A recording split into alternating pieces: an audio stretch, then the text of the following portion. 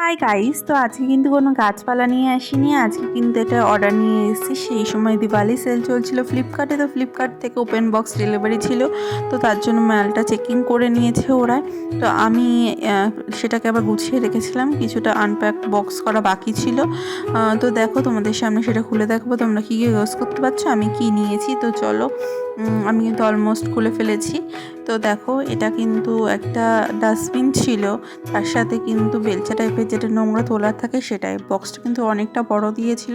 তো চলো এটাকেই দেখে নেওয়া যাক কেমন এসছে, কি কেমন।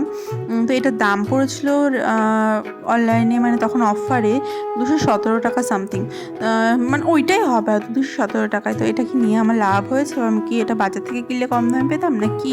যাই হোক, তোমরা কমেন্ট সেকশনে জানো এটা নিয়ে আমি ঠকেছি না লাভবান হয়েছি। তো এটা কিন্তু এভাবে ইউজ করতে হয়, তোমরা সকলেই জানো।